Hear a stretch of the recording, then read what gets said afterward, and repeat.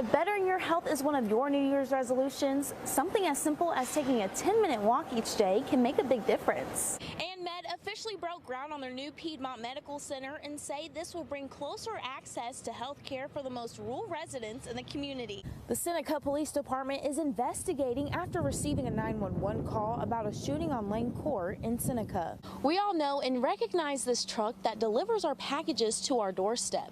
But before that happens, there's quite a process.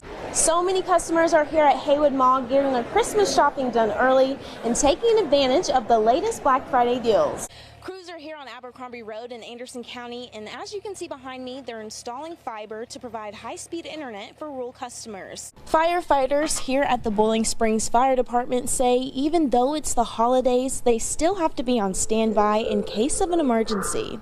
Investigators responded to a home on Cleveland Road after being notified around 8:30 Friday morning about a man found unresponsive. United Way of Anderson says hundreds of cars have been lined up here at the Civic Center since 5 o'clock this morning as people are waiting to get their Thanksgiving meals. I'm here at Bowman Field on Clemson's campus, and as you can see behind me, there are volunteers working on the outside of the house. The Mojave facility here on Pierman Dairy Road is a clean energy air company that says they're bringing higher paying positions to Anderson County. According to the South Carolina Department of Education, only 54% of third grade students are reading on grade level.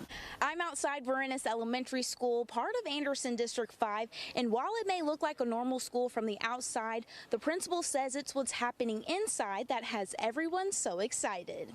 City and state leaders gathered here at Heritage Green for the groundbreaking of the Cultural Corridor. They say this will be a game changer for both drivers and pedestrians. Government officials as well as students and staff gathered here at Hillcrest High School in Simpsonville for the unveiling of the Freedom Shrine and the Veterans Day ceremony. According to the Power Collective Partnership, Greenville County is ranked 8th in the state for opioid-involved overdose deaths. Anderson School District 5 says the new school year will be here before you know it, which is why they're proactively looking to fill several job positions. Tuesday night's storm caused flooding in several areas. Today, the weather has let up, allowing crews to clean up. Gas Buddy predicts 2024 will be the year drivers see relief at the pump. The mill at Easy Lost right behind me is just one example of turning a historic building into housing to keep up with the rapid growth in the community. The Williamston Police Department says several cars were broken into in broad daylight here at Williamston Church of Christ. After years of being vacant, the Thunderbird Motor Lodge is now under construction to become an apartment complex that will give the heart of downtown Anderson a new retro style. When glass can't be sold for recycling, a lot of it ends up here at the Pickens County landfill at the taxpayers' expense. There are over 5,000 students here at the Civic Center going from table to table to see which career is right for them. SCDOT says they manage over 41,000 miles of roadways in the state and have plans to make progress in fixing infrastructure issues. For the past 3 years, the idea of bringing Buc-ee's to the area has been on Anderson County's radar. They say the plan still stands.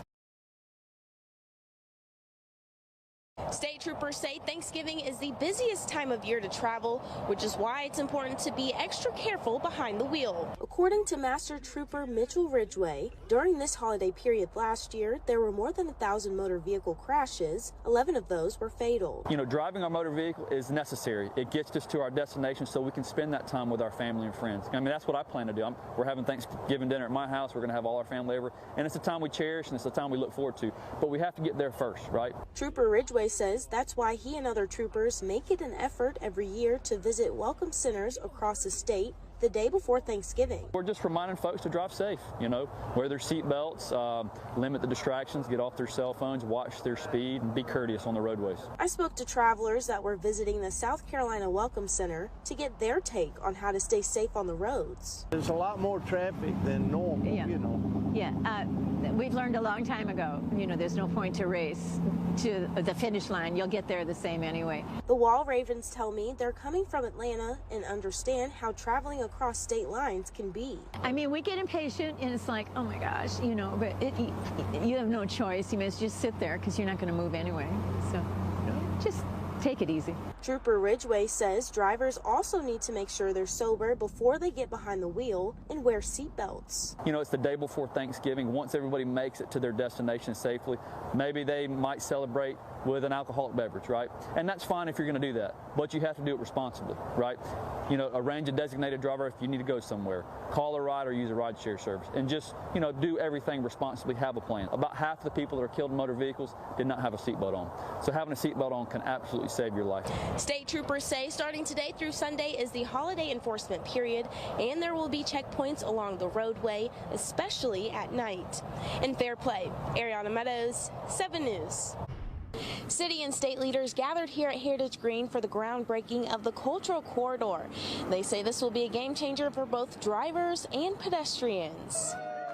The city says it has taken 24 years to connect Heritage Green to downtown. The city has successfully secured the funds from the state to make it all happen. We'll be a part of the whole, and people will be more encouraged to come to Heritage Green and to experience all the cultural assets located here. The section of College and Buncombe Streets between Main Street carries about 13,000 cars each day and acts as a highway, which Dana Thorpe says is not easy to maneuver. For those of us who work here at Heritage Green, getting in and out of work each day is a challenge.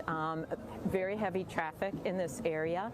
Even for our visitors, if they want to go somewhere to catch a bite to eat or to do a little bit of shopping, they basically are landlocked here. City officials say crews will widen the sidewalk and cut the 4-lane road down to 3. A lot of small improvements that will make a difference for the driving experience through downtown. It'll flow much more efficiently. Cutting the lanes will make traffic go at slower speeds, making it easier and safer to enjoy the museums and other cultural parts of Heritage Green. I've been out here over the years so many times and seen families, they probably were staying at the Hyatt or something maybe, and somebody says, hey, you got kids, go to the Children's Museum. It's very, very popular, for example. And I've seen in the middle of the day at 3 o'clock in the afternoon, baby stroller, small children, they're trying to walk that narrow sidewalk and the traffic is going up. It's a bad situation. We're told the pedestrian crosswalk push button features will be retimed, allowing pedestrians to enter the crosswalk before cars are given a green light. It'll be walkable, it'll be beautiful, it'll be a continuum. The city says the project is set to be complete late next year. In Greenville, Eriana Meadows, 7 News.